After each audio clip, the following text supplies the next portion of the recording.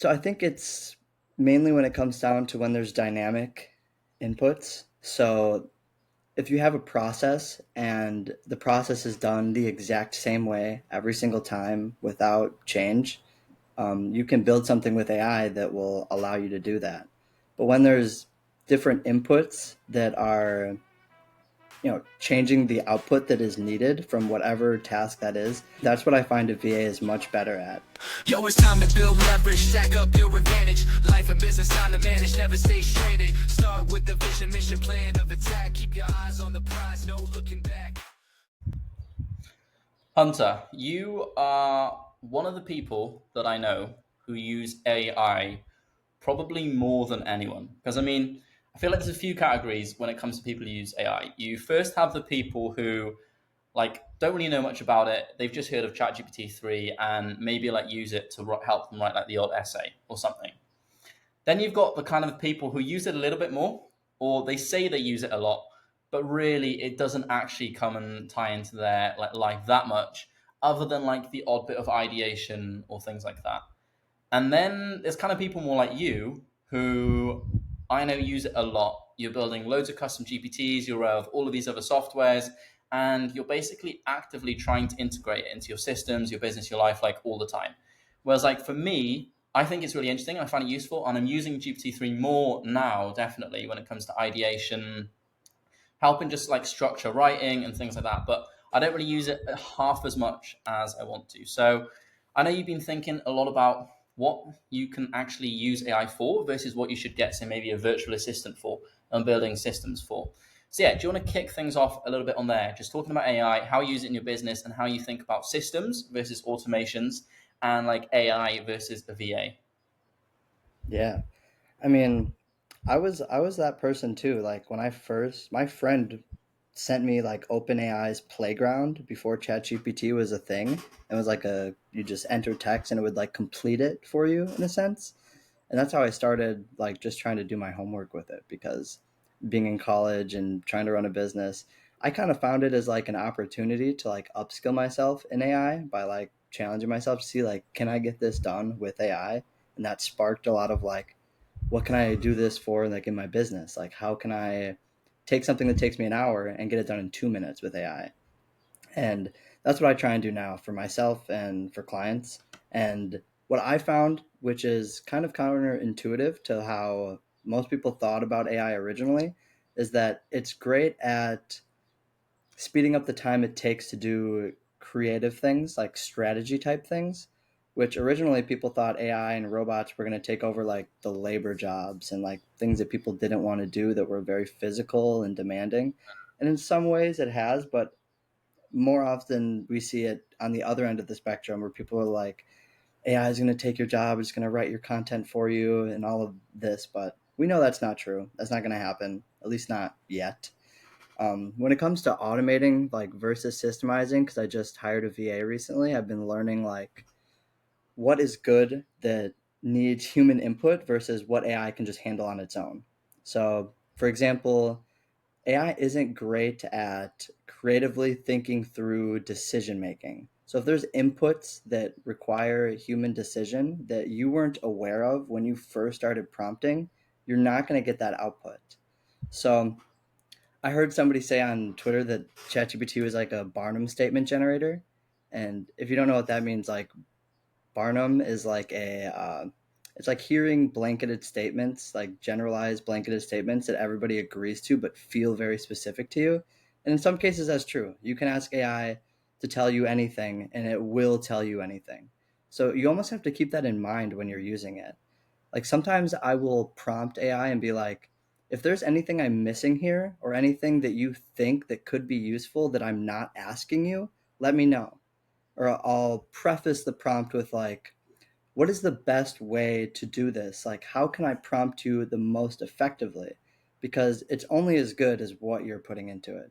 So, with that being said, with my VA, I've been training him on my custom GPTs because I could use them and do the tasks I would normally do, but now I can train him to use them. So it's almost like moving up that ladder of leverage because now I train What these do you GPTs to do things for me. What do you mean by the decision part that you were just saying, in that it's not as good as the human decision making part? Can you elaborate a little bit more what you actually mean there? So I think it's mainly when it comes down to when there's dynamic inputs. So if you have a process and the process is done the exact same way every single time without change, you can build something with AI that will allow you to do that. But when there's different inputs that are, changing the output that is needed from whatever task that is, let's say that it's, you wanted to write threads for you versus emails, it doesn't quite understand how to format a thread, and you need to tell it how to do that because it'll research, its knowledge base, which isn't what you want. So you have to kind of train it to in order to make that decision for you. To like, you want to write a thread about this, this is how I should format it.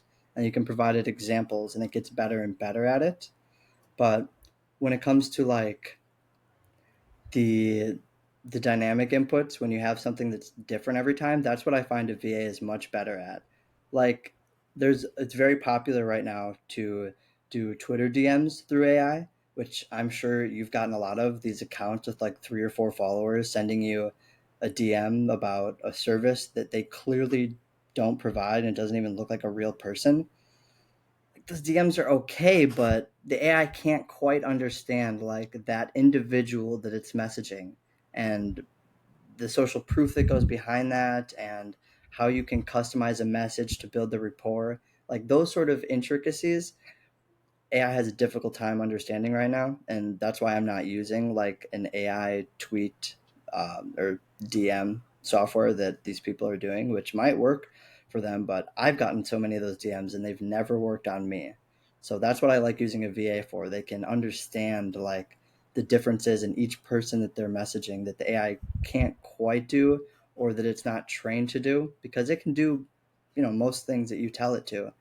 But when it comes to these like minute differences, that's where I think having a VA versus trying to have AI do absolutely everything for you is higher leveraged, because you're more likely going to get a better response if it's more personalized that the VA did versus what AI can do. And if you work with AI a lot, like I do, you can almost immediately tell if something was written by AI. And that just makes it feel not very genuine. Like, you don't really want to respond to somebody who wrote you a message with AI that doesn't feel like they actually want to talk to you. I mean, have you gotten these types of these messages from these people? Yeah, mate, a ridiculous amount, and it is an instant turn off. It's usually like, "I love your content," or it's like, "Hey Tatsuki," or like sometimes the initial first name is wrong, and it's just like, "Hey," and then it's just like, it's like when someone who you know doesn't really like you for whatever reason says something nice to you because it's like small talk, and you know it's just like passing. Like it feels like that. But okay, so two Mm-hmm. things stand out to me when you say that. Like, I feel like a decent example of this is kind of like looking at ants. So, like, a lot of people will look at like a colony of ants being like, it's one of the smartest like insects, like they're so clever how they can work together as a community, grow, etc. They don't have conflict within themselves, blah, blah, like within each colony, all this sort of thing.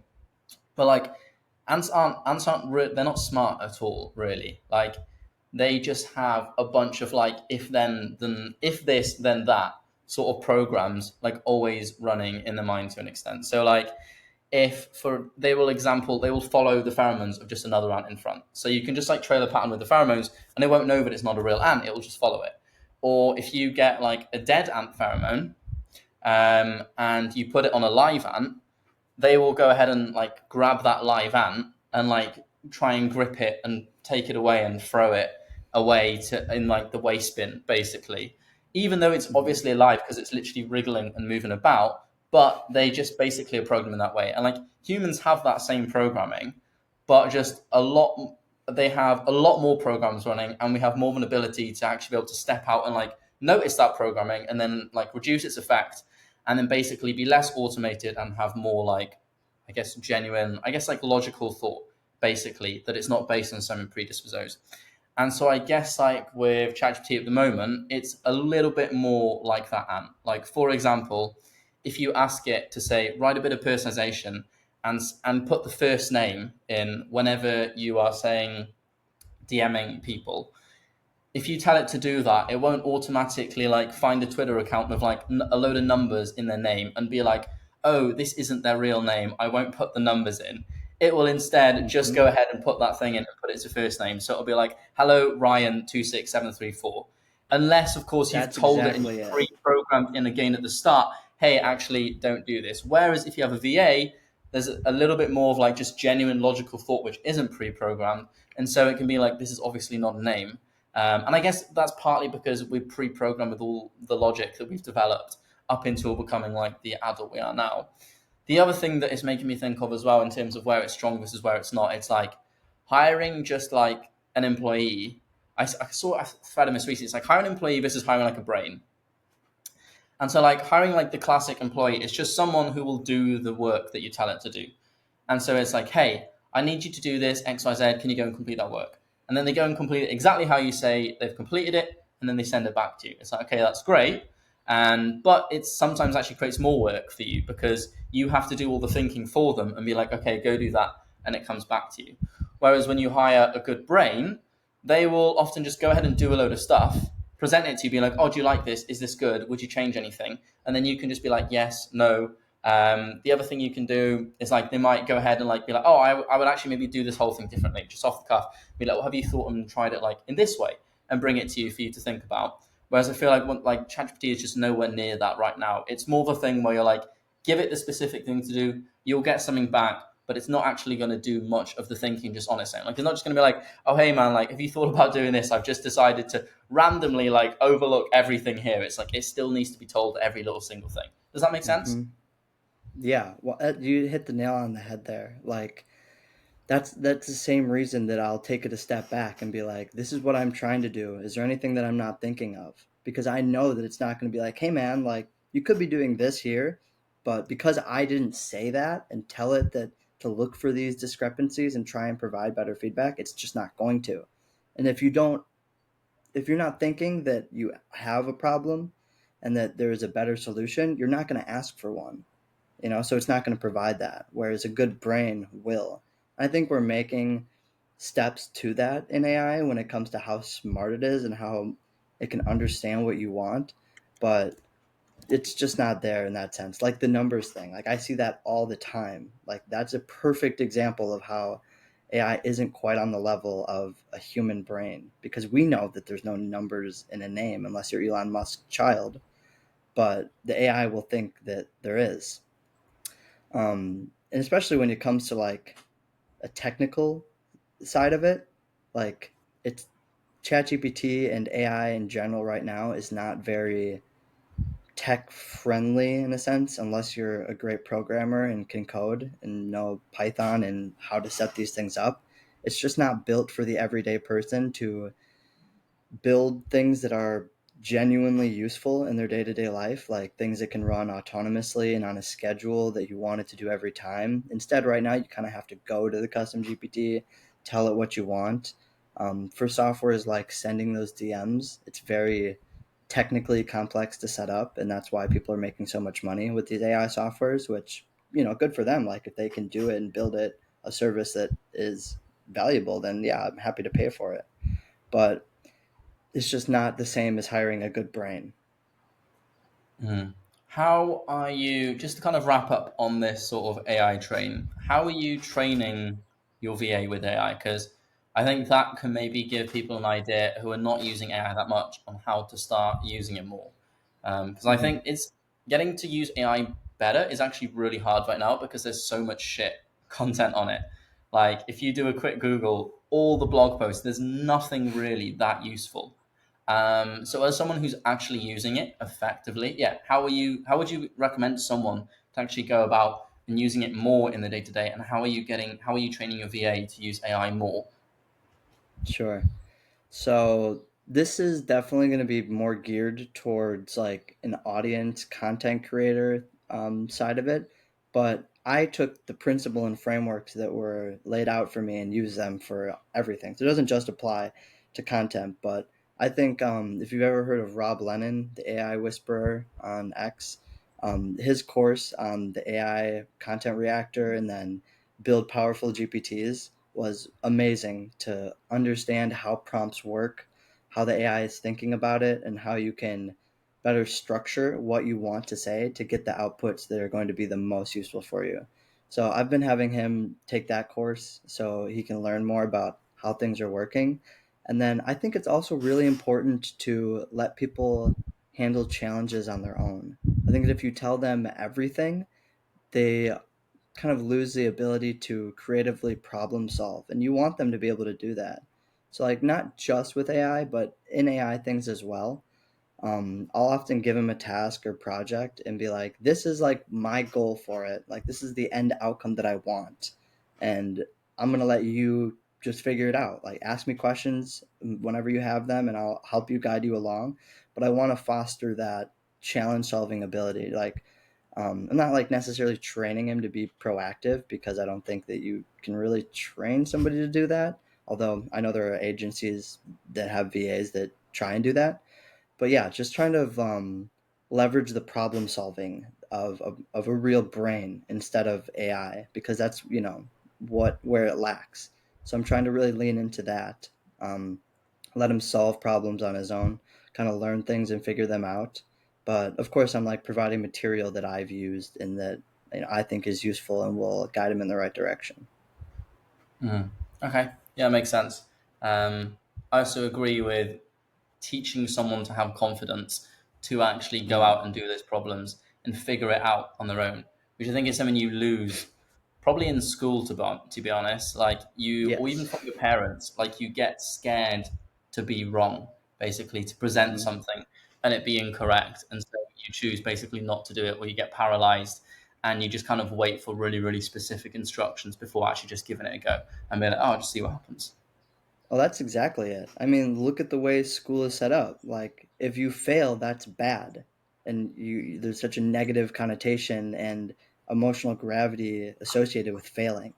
But in the real world, you're gonna fail 100 times, and that doesn't matter. It only matters the time that you don't. And we're so trained to be like, we can't fail, we can't do this because we're gonna be behind. But really, I think the more you fail and the faster you fail, the further ahead you'll get, and the faster you'll get there. Yeah. On the topic of school, I want Hmm. to talk about mentors because I recently just finished the first draft of the sales page, and I was like, nice, this feels pretty good.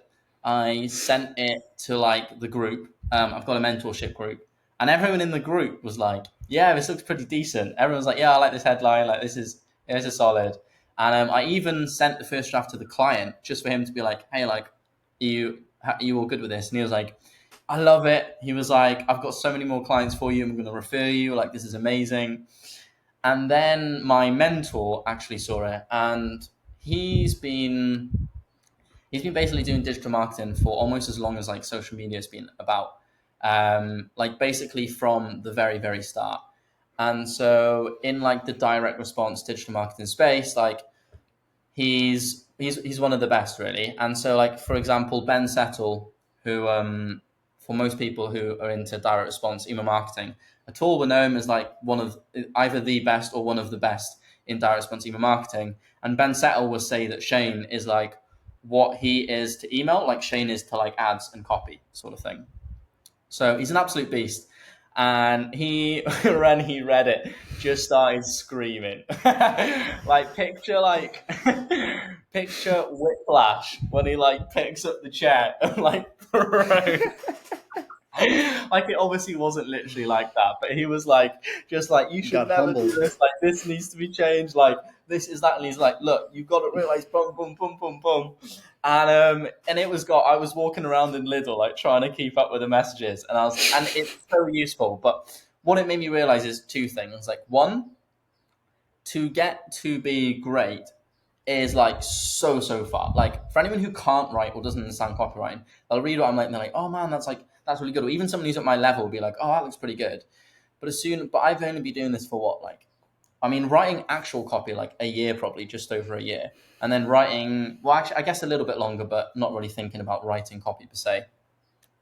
And I've obviously done a lot in that time, and it just kind of shows you how many people. are just like at the average phase or lower. Like want so many, and so many will never really like go beyond that.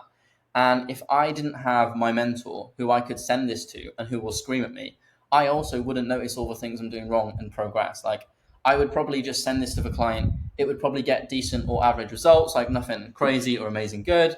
And that would be that. And I'd go and get another client and get a testimonial sort of thing going. And so it just highlighted again to me like how important mentors have been for like my just general progression and learning over the last 2 years. And so I'll share my experiences. But yeah, I just wanted to ask you like, have you had mentors in your period, and how have they affected you and your business? And then to wrap up on that, like how you've actually got those mentors, basically. Because I know a lot of people like, how do I Yeah. get a mentor? Like it's a bit of a buzzword that people just throw around. It's like, yeah, I got a mentor, and it's like, okay, cool. Like, do you pay him? Like, what's the sort of shtick, basically? So yeah, far away. Yeah, I got my first mentor. It was last year, about this time, about a month earlier. He actually DM'd me, but I saw him in the space for a while, and by space I just mean like on the feed, like the Twitter feed, that all the people that you normally engage with, or if you're not on that, then that's typically where I find these people that are ahead of you in a sense, and you can tell just by like what they're writing if they're ahead of you or if you think that it's someone that you can learn from. But I was fortunate enough, he DM'd me, and so this is a kind of funny story. It was like a month after I got my first client. Okay. And I was so pumped about it. It was the first, it wasn't my first client, but it was the first like retainer that I signed that was, you know, four figures. And I felt good about it. And I'll be candid. It was like, from the retainer, I was getting like 1750 a month. And that at the time, that was enough. I quit my job. I was like, I'm doing this full time. Like it's enough for me to pay my bills and everything and live. And I know that if I had more time to do this, I could go all into it. So that was the preface leading up to this. So he DM'd me and told me about his program, and it's called Self Mastered, and the guy is Leon Castillo. He's an absolute G in performance and everything to do with performance from a holistic standpoint when it comes to your personal life and business and how those things blend together, which I think is really important and not a lot of people think about that. It's not talked about a lot, but I think it's incredibly important that everything is holistic. You know, if you're lacking in one area of your personal life, something in your business is probably going to go wrong too. Besides the point, I was at 1750 a month, and Leon tells me that he has this community full of bright people, and you know these high level agency guys. There's people making six figures to eight figures, you know, a year, and I was probably the lowest guy on the totem pole. But he said that he would take me in, and the payments that I was going to do were like $1,900 a month or something. So I was paying more for this community than I was making a month. And I was like, you know what? I'm going to put my back up against the wall. I either figure it out or I start losing money every month. Like, can't pay my bills. And for me, like sometimes I like that challenge, like really putting your back up against the wall. Like you figure it out or you won't eat next month. You know, something that's a bit drastic. I don't necessarily recommend that to everybody, but it worked out for me. I was able to get a client from that community. I signed on a Monday and had the new client signed the next Monday. So that was really quick. It definitely reaffirmed that this was the right choice for me. But what it really did, and what I really think mentors do for you, is break those limiting beliefs that you have. People don't really realize that they even have them. I mean, that's why they're limiting beliefs, but it just shows you what is possible. Like, it's hard for me to do things that are specific to my industry because, you know, Notion services and maybe operations in general would be better, but it's just so niche. And the services that I do, I don't know many people that are ahead of me per se that I can talk to about it. I mean, those people that are, I you know, I network with all the time. But when it came to this and performance, like I just really learned where I was limited. And I don't think I would have ever learned where I was limited and where I can make these changes if I wasn't. Like I'll always go into the weekly meetings that we have with all the founders and the coach, and I'll bring up something that I think is a good idea, and they're just tear me down. in the best way possible, you know? They're like, no, like you're gonna catch no rabbits chasing two. And I that always sticks with me. Like you need to focus on one thing at one time if you want it to be successful. I'm not saying that you can't do side things here and there that you enjoy, like creatively, like this podcast, for example. But when it comes to business and scaling, if you want something, you should focus on that one thing at one time. And I learned that from that group, Self Mastered. Um, yeah, I think just as a general statement, in any community that you have or any mentor that you get, the amount of limiting beliefs that they break will shock you. Like you, for example, you know, writing the sales page and you thinking that it's good and everybody else in the community thinking that it's great too.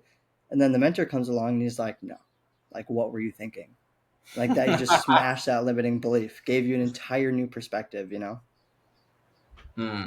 All right. So I think we've got slightly different experiences with mentors purely because, as you say, like what I'm pursuing is something that like many people have done in the past. Like in general, like it was just writing, rough marketing, and it's basically anything copyright and marketing, which has obviously been around for years and years. So Mm-hmm. there are like a host of mentors, both scammy and both non-scammy. And then obviously, like with you, like with the Notion stuff, as you say, you're like as good as you know most people who do the same thing to be.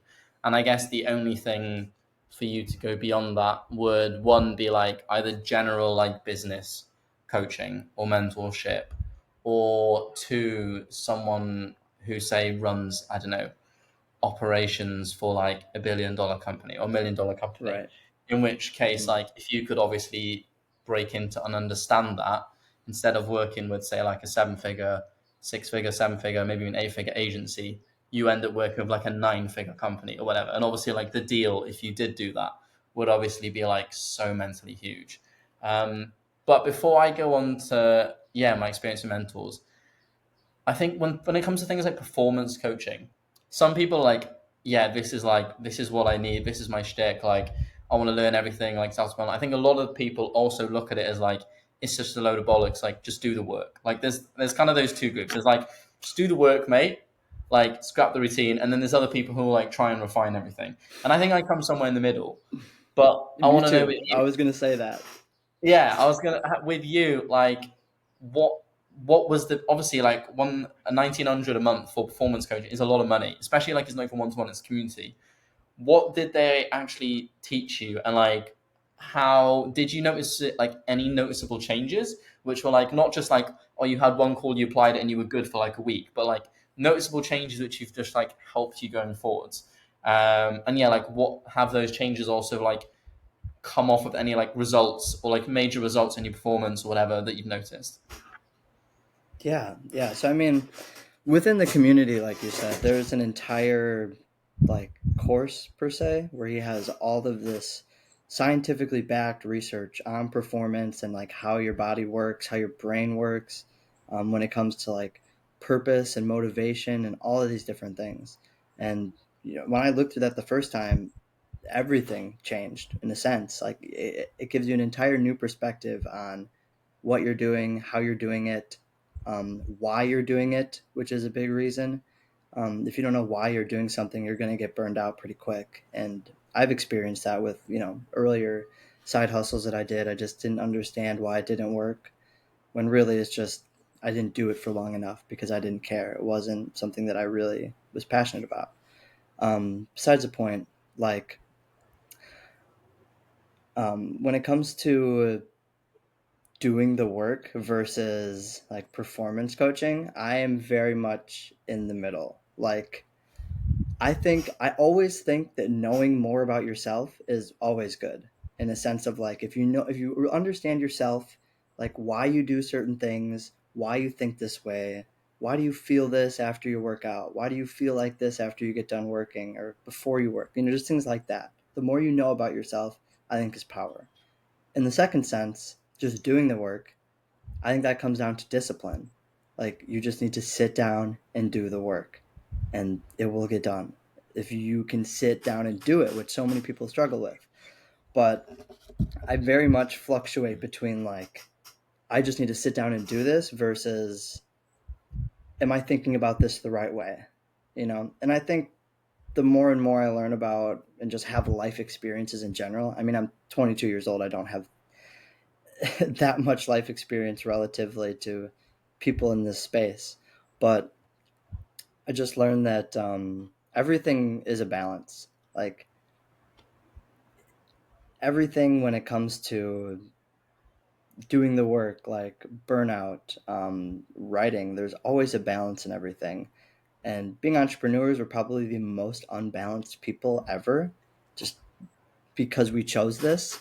But I still think it's important to have, like, I was listening to a podcast with like David Goggins, and he was saying like balance is important for some people, but if you want to go to the edge, like really go to the edge, then you can't be balanced.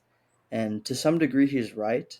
Like you need to have that crazy passion that you just, or not even passion, this just this will to be the best. But long term sustainably, that's only works if you have a good why. Like so, I mean, there's even balance in that, you know. So I think most people just need to sit down and do the work, though. I think most people make too many excuses. When you can sit down and do the work, and you want to optimize that, then I think it's good to think about performance as a whole. But if you just can't sit down and do the work, you need to look at yourself and think, what am I doing? You know, really have a talk with yourself. Sit alone in your room for an hour without your phone, without a TV, and just stare at a wall. Just do it. You will come to some realizations that you didn't have before. I know it's a little bit of a tangent, but I just think it's important. There's so many distractions and information that just constantly bombarded by.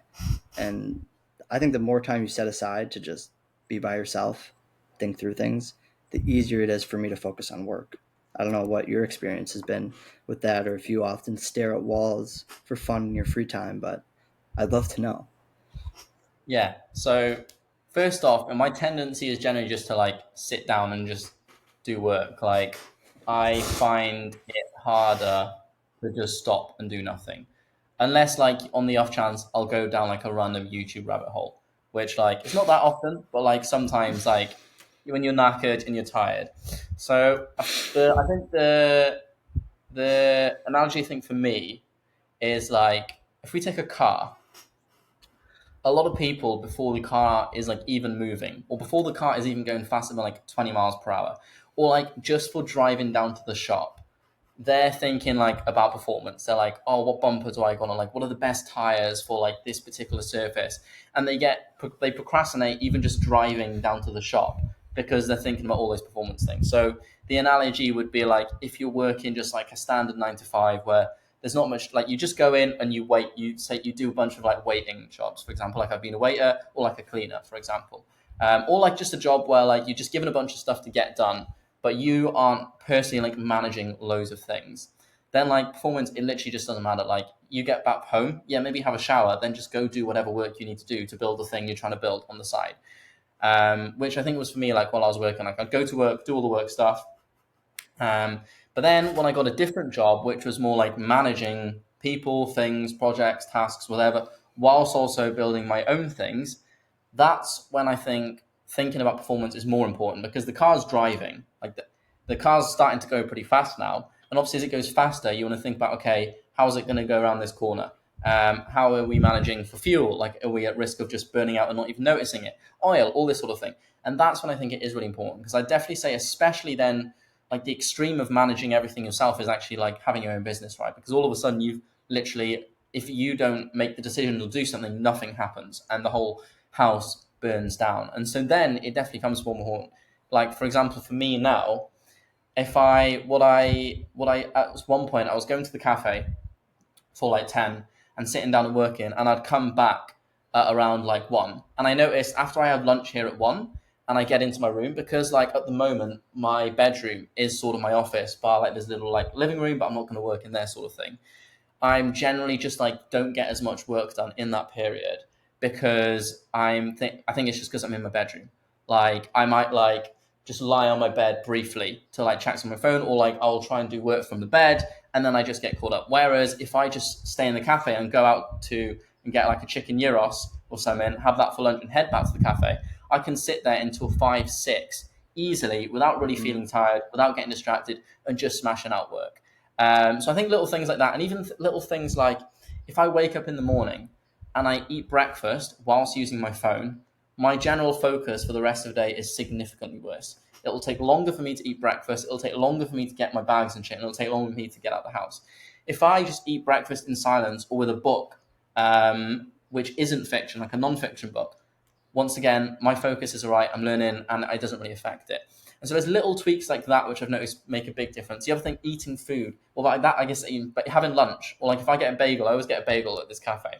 And if I have a bagel and I'm like trying to do work whilst I'm eating the bagel, when the bagel's done, like I'm generally just more distracted. Like I'm not really thinking. If I just go outside briefly, sit silently, eat the bagel, and come back, once again, I get more of that. So I think there's little things like that when it comes to performance, which, as you said, it's all just about learning about what you're naturally predisposed to. Like if you're naturally someone who finds it hard to sit down and do work, you don't really like sitting at your laptop. Like I don't really watch series or Netflix or anything like that because like I've got a lot of books that I want to read more than I do want to watch another series. Like some here and there I will like. I feel like I get higher ROI from a series if I'm watching it with a friend or like a film when I watch it with family. So I usually just save it for that. Not because I'm like I need to hustle all the time. Just like there's other things that I want to do in that time. And so I think I'm naturally happier. Just I can happily just sit down on my laptop all day, and I have to remind myself, okay, go out and get food.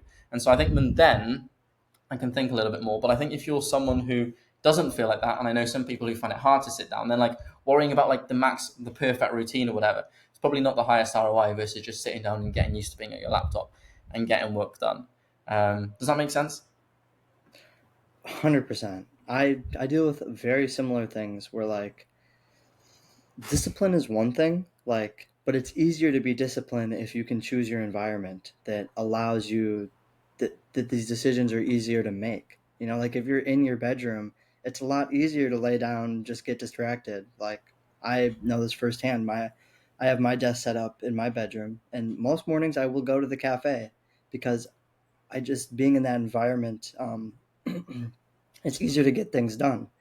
And also, what I don't think a lot of Cough if people, you want. what, what? You can cough if you want. I almost did, but then it was gone. Whatever. Go. um, Something weird that I don't think you realize what's going on, but is going on, is that when you're at a cafe and there are people around you, they can see you work. Like, you know subconsciously that they're looking at you work. And you're almost more wired to do work because of that. Versus if you're sitting at home alone and no one's around, it's way easier to slip. Not saying that, you can't be Mate, disciplined and just force it, but it's a lot easier to not have to brute force it when you can put yourself in an environment that, helps you do what you want to do. I think that's what you mean when you say you can go to a yeah, cafe and just keep working. that is so true. A big part of it is knowing that there's other things around now. This happens on a subconscious and a conscious level. There was a Hmm. study done on a vending machine in like a cafeteria, whatever. And it was, I think it was for coffee or something. And it was free to use, but they encouraged you to like donate or give something. It was just like, oh, it'd be nice if you give us a quid, sort of thing. And so for the control study was just like, just obviously just the vending machine alone, standard, nothing changed. And people were just paying money for it. Then all they did was stick on some eyes onto the vending machine. So just like a picture of eyes looking at you, and simply by doing that, the donations increase dramatically because when people feel like they're being watched, they're on like slightly better behavior. They're not like, oh, I'm just going to skimp out and get this Hmm. coffee. I'm going to give a bit more. And so, yeah, no, I think that definitely does have an effect. And then, yeah, coming back, massive tangent to the mental thing. I think what would be interesting is just, if I just quickly cycle through, I guess, like who my mentors have been and how I've actually got them, so people can get an idea. Because obviously, like one route is kind of what you've done, which is just pay for a mentor. The other one is you kind of work with a mentor, and then I think thirdly is like you just have unofficial mentors, like guys who you start to Oh become friends, yeah, who will yeah. then Just like your you can just go network. chat to, yeah, every now and then, or like they're not like you're not going to have like a weekly call with them, but they're happy to help you out and will maybe hop on a call every now and then to help you. Hmm. So my first mentor was one that I worked with. and that was at my job before I left and where I met Dylan. And that's kind of where like that was my first introduction into marketing. He was like a copywriter for like 36 years, sold a business, running two, and yeah, he worked at like one of the famous marketing agencies in London. I think that was actually behind Margaret Thatcher, who anyone will in the UK will either despise or love her. Then after that, it was once again similar to you buying my first cohort. We paid $6,000 for a 90-day cohort where we're in, you get the resources, you have live calls. That was extremely valuable and probably so much more valuable than just any simple course ever could have been. Then after that, it was people just kind of just net like one thing that I did is anytime I saw a small account which looked like they had huge credibility but had little following, I would follow them and I would just start a conversation with them. Because what I found is a lot of these guys were happy to talk to you because purely because like their current goal at the moment is to try and build an audience. So if they see you've got an audience, even if you don't have like a massive skill set or experience, they want to chat anyway. And so my next, I think, major mentor came about because I cold DM'd them. Not cold DM, sorry, warm DM'd them. They'd followed me and I tried to pitch them my classic, like, oh, do you want to learn how to grow on Twitter? And he was just an Anon account with like 27 followers. And like, I was like, this guy's a nobody. And it said in the bio, like, Agora copywriter. At that point, I like had no clue what Agora was. I was like, yeah, whatever. Big deal. Get on a call with him. Turns out he's like, he's been copywriting for 10 years. Agora is like one of, I think, the most famous, like, big direct response copywriting, like, newsletter publishing company that does millions. Like, anyone who's in direct response copywriting will know who Agora is. He was trained there. He trains copywriters. He's also a copywriter. He's written an email that did like 3 million just through that one email and a sales page. So, and I and I was on this call like, hey mate, do you want me to show you how to grow on Twitter? Which is hilarious. Anyway, we get chatting, and in the end, we just decided to trade services. So I was like, I'll help you out on Twitter. You just help me out with copywriting. You help me out with the sales page, which is like the sales page that did just over 80,000 in 4 days. And then from there, he also just turned into an actual mentor and a coach who just helped us out with copywriting. And then after that, we kind of like parted ways for a bit because we went and did our own little things. And then now I'm actually working with him again for his startup and getting mentorship through him there. And there's been a few others, unofficial ones like that. Adam Lincoln-Alka, I've got to give a massive shout out to him. It was like the biggest basketballing YouTube channel in the world, among like loads of other huge channels. And he absolutely kills it, making millions with all of these channels. And once again, he's not an official mentor, but just someone who's there always to help out. And so I think there's a massive value in, yeah, reaching out to these people, talking to them, asking specific questions, showing you're really grateful, and then giving them little updates when things work. Because I think when you actually go and apply what they've said and it works, it gives them like gratitude changes someone's brain chemistry like dramatically. Like everyone talks about gratitude practice, when in truth, like what's actually so much more, what changes, it doesn't actually change your brain chemistry that much. What changes your brain chemistry the most is receiving gratitude. And so obviously if you're being grateful to someone else, it makes them feel good and they're naturally going to be open to answering more questions and you kind of start to build a relationship. And then my latest one, mentor now, Shane, he's kind of similar to what you had there again, which is just you're paying monthly to be inside a little mentorship group and get coaching. And yeah, honestly, it is probably like better than any form of normal education that I could ever have gotten by staying on at uni or anything like that for the matter. Because I think one, because it's proactive, and two, because it's specific, and three, because it's all of these people are like genuine people who are doing what they're doing now. Like they're up to date with the field. They didn't just study it and then start teaching it. They've actually applied it in the real world and got results with it and then are teaching it. So yeah, I absolutely love Mentor. I hope for anyone listening, like that is useful to you if you're looking to get a mentor. And then actually the other one, which is probably not really not as obvious, but just reading. Like you can read the Free minds of mentors. greatest, literally the greatest like people to have ever lived, and you can hear how they think, how they talk, hear their biggest lessons for literally like $9 or whatever on your Kindle. So those are probably like the main ways. And yeah, absolute bit of ramble there. But I think it's an important topic to cover because, as I said, like without these mentors, I think that I would literally be exactly where I was pretty much like 2 years ago. a year ago and wouldn't have progressed at all. And going forward, I wouldn't even be that excited about my future, my career, because I wouldn't have seen that much progression. I couldn't imagine that much more progression going forward. Oh yeah. I think one of the biggest things I took away from what you said there is how important just like those unofficial mentors are. You know, just reaching out to people that, I mean, if you're on Twitter or not, like just in general, reaching out to people who aren't at the same level as you, at least perceived, you know, because it says he doesn't have a lot of followers, but that doesn't mean he's not successful in real life. And I've experienced the exact same thing where I'm speaking to somebody that I think is credible but just doesn't have the same audience, just because I want to talk to them and, you know, see what they're about.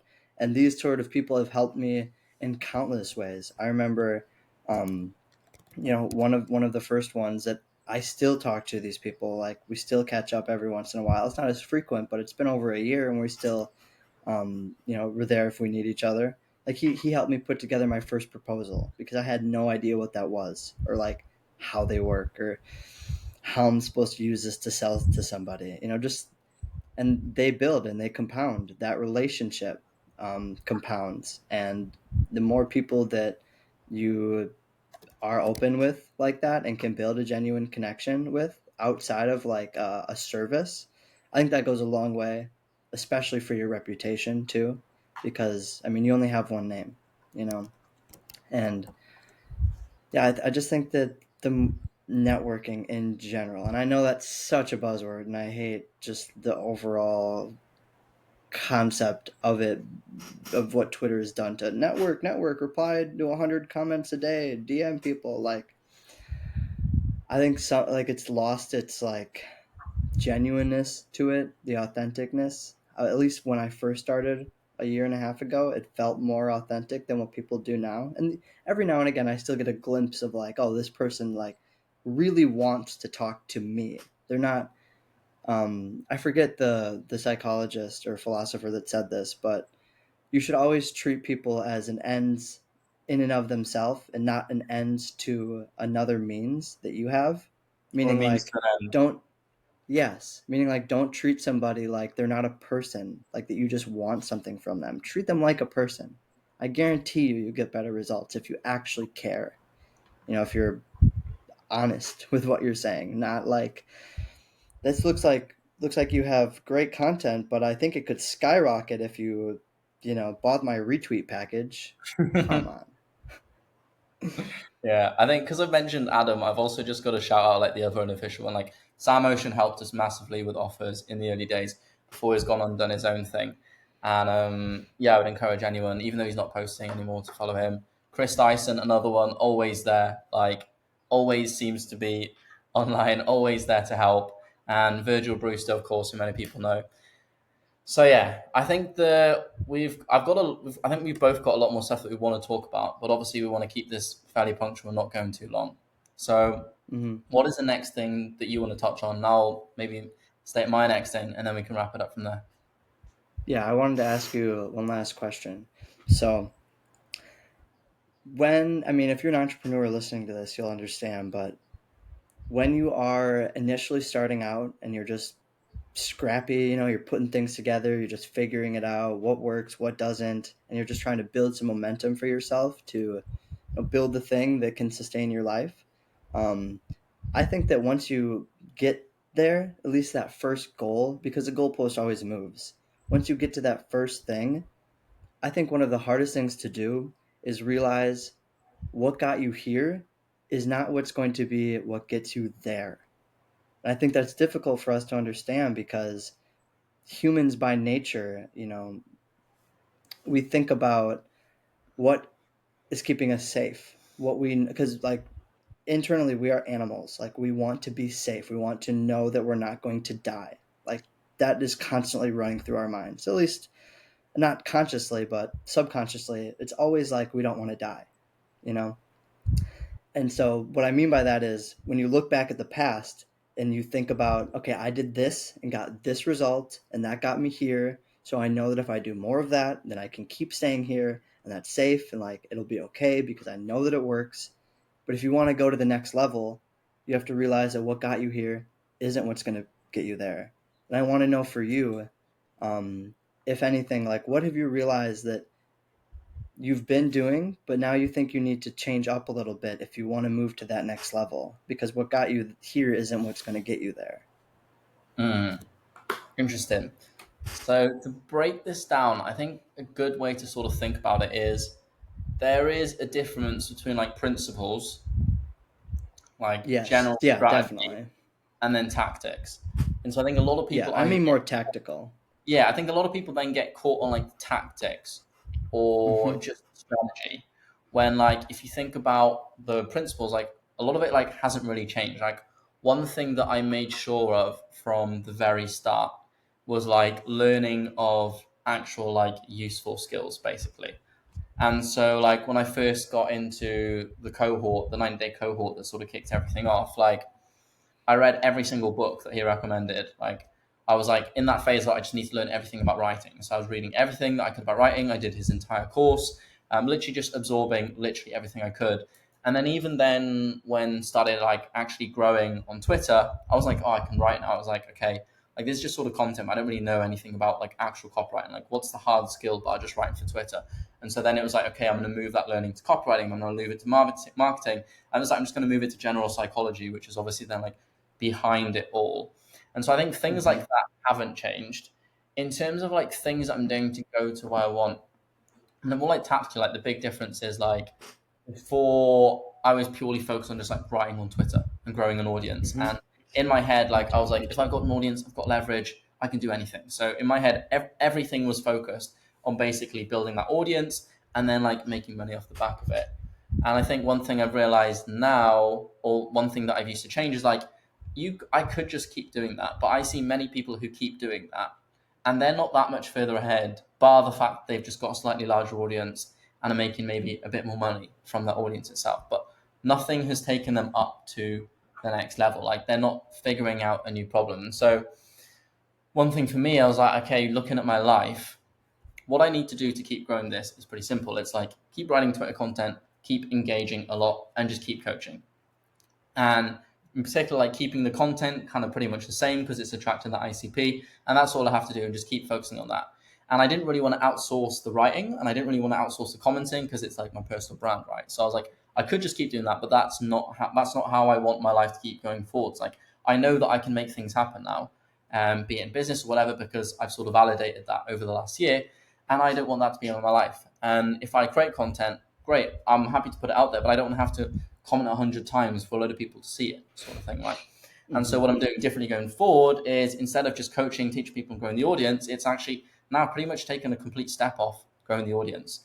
I'm not really that bothered about growing it right now. Instead, what I'm bothered about is growing my actual personal authority and credibility with more people who understand what good work is per se, especially when it kind of comes to copyright and marketing.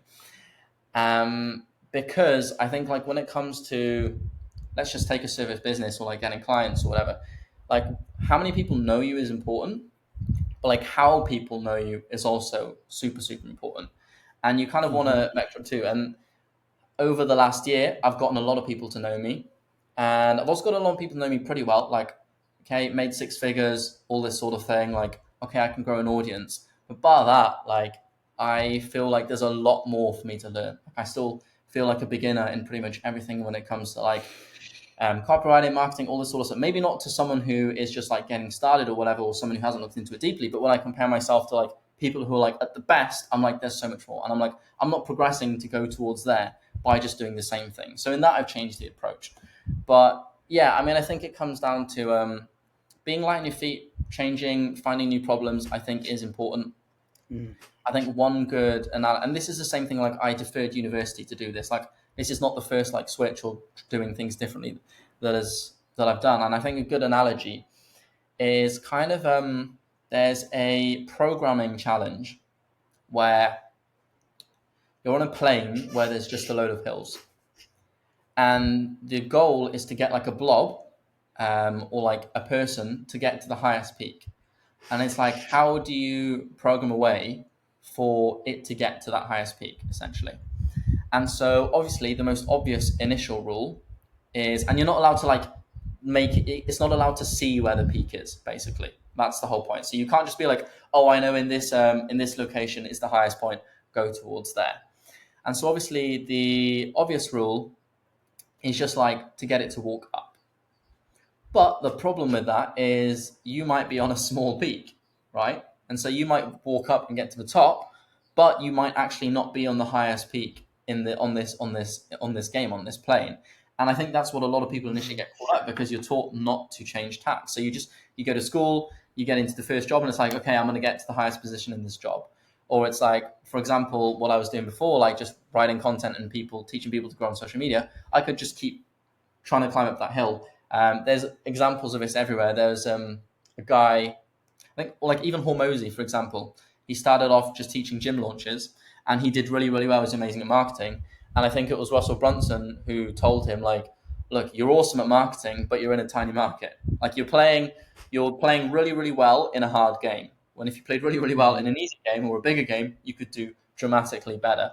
And so one thing that you can just add without knowing where the peak is just adding in a bit of randomness. It's like not just walking up. Sometimes you like whoomp way over to the side and you go up, or like you get to the top and like you don't just stay there. You go back down, or you switch it up and you decide to go somewhere else. And so I think that's really important.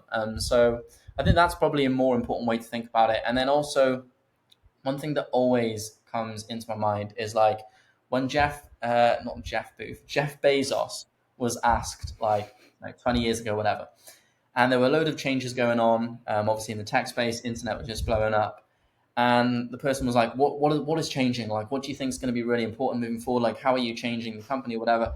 And he basically said, "I think a more important question to ask, which no one asked me, is like, what isn't going to change? What are the things that are going to stay the same, which you can keep doing?" And so he was like, "Well, obviously, things like the number of choices that people have when they visit Amazon to buy something. It's speed of delivery to the door. It's competitive pricing." And he was like, if you just list out all these things that don't change, then you can focus what 80% say of your energy on that, and then 20% on say what of all the things that I need to chase or the tactical stuff that I need to change here and there.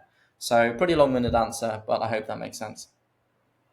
Yeah, I mean, I think you brought up some great points, especially about like I have a similar analogy about a mountain. Like you're climbing up the mountain to your goal, and you get three-quarters of the way up there, and you realize that you can't go any higher. And the only way for you to get to the top is go all the way back down to the bottom and find a new route. I think people just are reluctant to do that for the most part, especially when it comes to like tactically, you brought up like Twitter in the audience. It's funny you did that because I feel very similar in a sense that like I built the audience, I did this, I was able to get clients, and I'm still going to do that to maintain, get ICP, which for people who don't know means ideal customer profile, the people you want to sell to. I'm still doing that email list to attract these people. However, I realized that it's more important to, and I'll grow a faster and bigger audience that's more committed and loyal if you have a better frame of reference to speak from. Like, people wouldn't care about Alex Ramosi and what he says, and they wouldn't listen to him if he didn't make $100 million doing what he said. You know, the same person could say the same thing, but if they didn't have that life experience, it doesn't Right, look at matter. You Naval. know, The man, right. he obviously writes banger platitudes, but they are ultimately platitudes. And if like Steve, who's like, or like fucking William, who's in his like auntie's basement, like trying to hustle online and hasn't done anything with his life and like hasn't changed his bed sheets in 12 months, is like writing his platitudes, no one cares and no one's gonna listen. But because he's Naval and has a load of exits and is like invested in all these companies, et cetera, and come from literally like nothing to making millions, obviously then people will listen. So yeah, Hmm. I think that's a great point. The last point that I want to push is why podcasts are the worst thing for growing an audience. Oh yeah, I'm Which I curious know you were because like like, you told me wait, this. why? I was like, "What? That's what we're doing." Like, what do you mean? You're like, "Well, you'll find out." Okay, I'm ready for it. So if you, I think it was actually Sean. It's someone I was thinking about before, and then I heard Sean Puri talk about it. And just think, how many podcasts do you listen to? Consistently, probably like 4 to 5. I keep going back to. Okay, that's quite a lot to be fair. So I would say It for is. me, That is a lot. consistently, It's yeah. consistently for me is one. And Mm-hmm. I will listen to other podcasts, but I will not listen to like 80. I will say listen to like one every now and then. Or if there's a specific thing about something specific, I will listen to a podcast about that. But yeah, bar that, there's pretty much like one main podcast that I will listen to, like say 80% of theirs.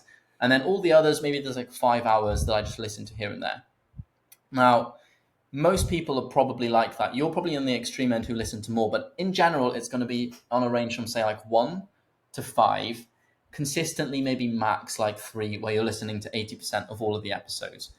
And Mm-hmm. so, given that, getting your podcast to be one of the ones that someone listens to is obviously so hard. Like it's almost like the lifetime value of a podcast listener is really high in terms of minutes, like lifetime minutes, because once you find one that you really like, you're probably just going to keep listening to it until something Yep. changes or you outgrow it, which has definitely happened for me. Like back when I was obsessed with like Bitcoin and macroeconomics, there'd be like the odd ones that I would just listen to religiously. And then like now I'm like obsessed with just like the whole business side of things. And so like My First Million is literally my favorite. Like I know you went through a massive My First Million phase as well, which I'm I think curious they're how the only reason that I'm an entrepreneur. I was sitting at Amazon with my long hair covering my AirPods so nobody could see me listen to these podcasts. I listened to 12 hours of My First Million every day. Like I went through every episode they had, you know. So Jesus a Christ, little mate. extreme there. So with that in mind, the only way that you're going to basically grow a podcast or build an audience with a podcast is one, like getting in people who are already interested in you, say from your a different place. So say from your Twitter or from Instagram or whatever, or because you've got like ridiculous authority. So everyone already knows you. Like, say, for example, Arnold Schwarzenegger, if he starts a random podcast, like you see a lot of UFC people, like if they start a podcast, people already like know of them. They're already interested in them. So they're going to go ahead and listen to them. But they're not really, and it will grow, the audience will grow from there, but it doesn't grow initially. Two, like it is just ridiculously good that when people listen to your one versus someone else, they're like, man, I need to listen to this one again because it just makes me feel amazing, etc., etc. But for actually, or it's like someone who's never listened to a podcast and then they find out about you, or they just randomly come across you and they decide to listen to it. So, in general, it's just like the worst way to try and get someone's attention because, say, with shorts are probably the Mm, fastest because think of how many shorts people will look through on average in a day. Like my little right. brother, like TikTok could easily be like 3 hours. If you say like 3 hours, what is that, like 180 minutes? Say it's a minute long per short and some of them you just skip through. Like that's 180 shorts potentially every single day that someone is listening to. Versus like one podcast that I will only listen to that one channel for like a month, right? And so, yeah, for those reasons, like I think it's just terrible for actually like gaining more listeners or getting more people interested. The reason why I'm still doing it is because I think there's three benefits for like my specific scenario. So one, it's actually improving the delivery of a podcast, which is like not just good for being on a podcast, but good for just general communication, organizing thoughts, talking, presenting yourself on Mm, camera, like even being relaxed, learning how to listen, learning how to ask questions, which I think is just a valuable soft skill to develop over time, huge. which also means that then if you as you do get more known for things outside of the podcast, more people are going to stick around to the podcast in future because your general delivery of the podcast is going to be much better than someone who's just like, oh, let's just start it now after all these years.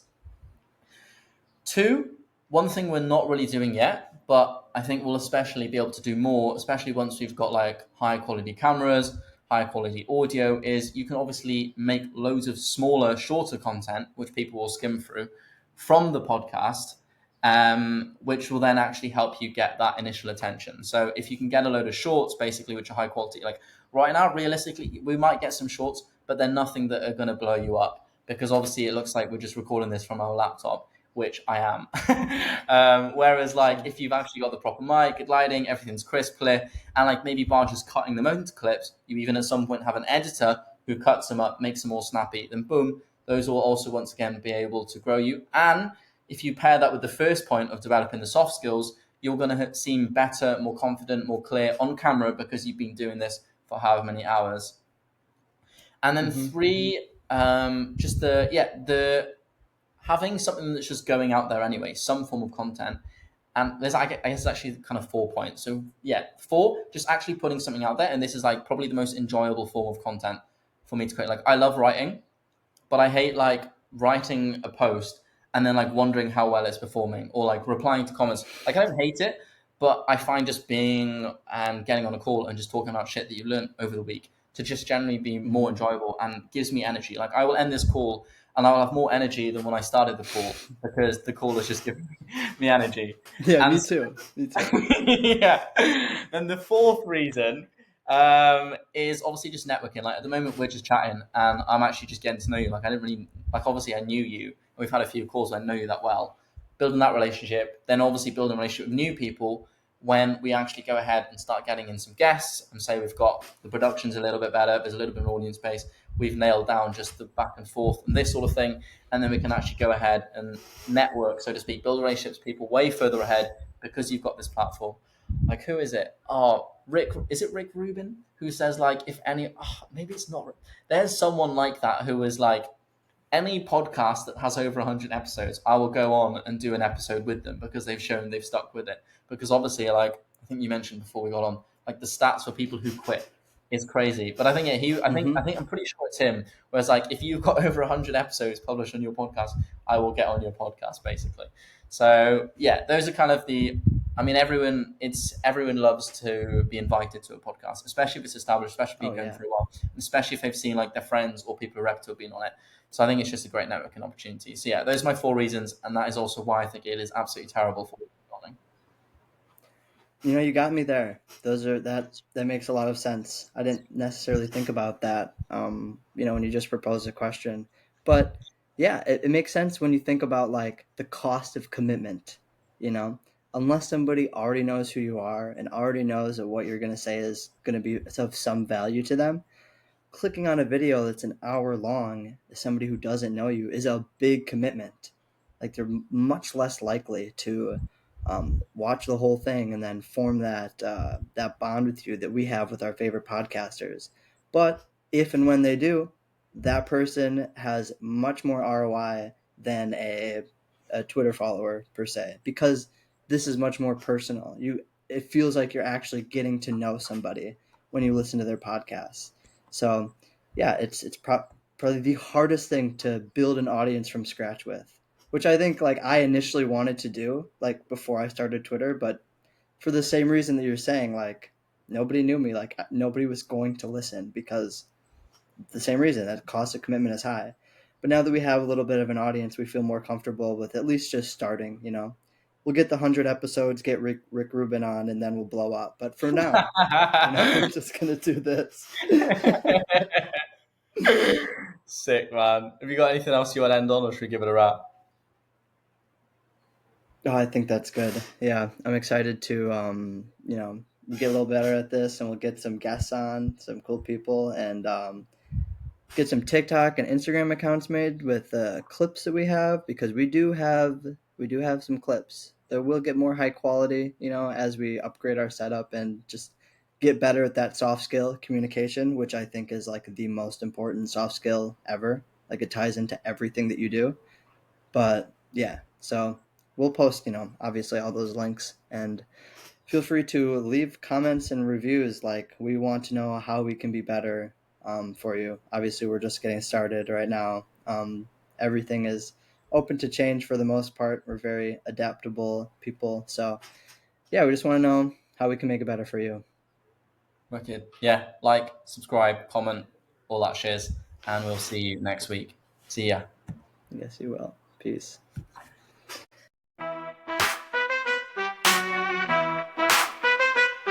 Yeah, yeah, yeah. Yo, it's time to build leverage, stack up your advantage. Life and business time to manage, never stay stranded. Start with the vision, mission, plan of attack. Keep your eyes on the prize, no looking back.